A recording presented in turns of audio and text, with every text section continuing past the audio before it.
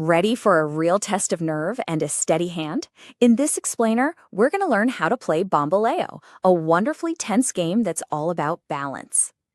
Bamboleo is what you call a dexterity game. It is all about how steady your hand is and how carefully you can move. Because one wrong touch and the whole thing comes crashing down. All right, so what are you actually trying to do here? Let's talk about your goal. Look, the objective is beautifully simple. You want to collect the most wooden pieces. That's it. But, of course, there's a catch. You have to do it without being the one who causes that whole wobbly structure to collapse. Okay, first things first. Let's get this game set up and ready to play.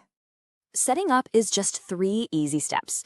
First, you're going to scatter all the wooden pieces on the plate. You can even stack them if you want, but, it's a good idea to try to keep the center clear. Second, place the base on the table and pop the cork ball right into the hollow.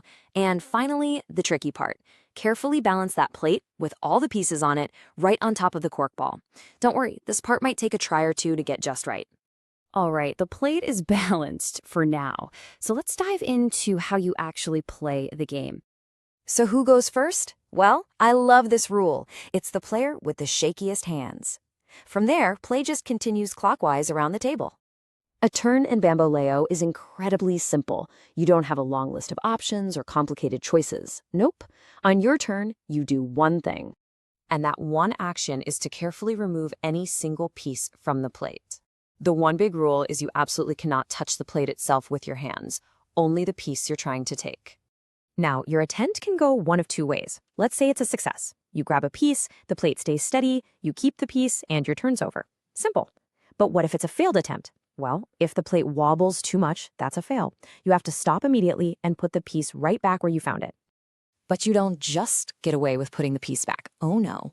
A failed attempt also comes with a penalty. That's right. If you have to put your piece back, you also have to give up one of the pieces you've already collected. Just place it beside the base. It's out of play for this round. What if you look at the board and think, no way, that's just too risky? Well, you can choose to pass. But passing isn't free. If you pass, you owe one of your collected pieces to the next player who successfully takes one. And get this, if several players pass in a row, they all owe a piece to the next player who succeeds. That person could get a huge bonus. So how does a round end? And more importantly, how do you win? Let's cover scoring. A round can end in 3 ways. The most common, and let's be honest, the most exciting, is when the plate tips or a piece falls off. A round also ends if every single player decides to pass, one after the other. And finally, if you're all just that good, the round ends when the plate is completely empty. Scoring is really direct. You get 1 point for every piece you've collected.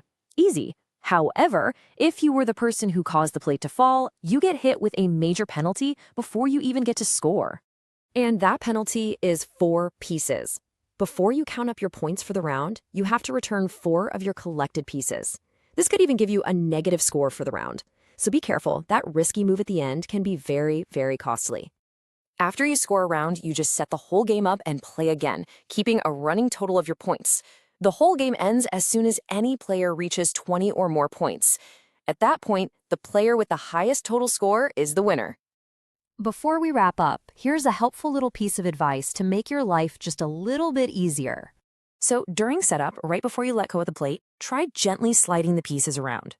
This really helps you distribute the weight evenly and find a much more stable starting balance.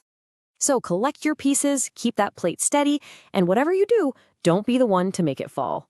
That's everything you need to know to play Bamboleo. Enjoy the game.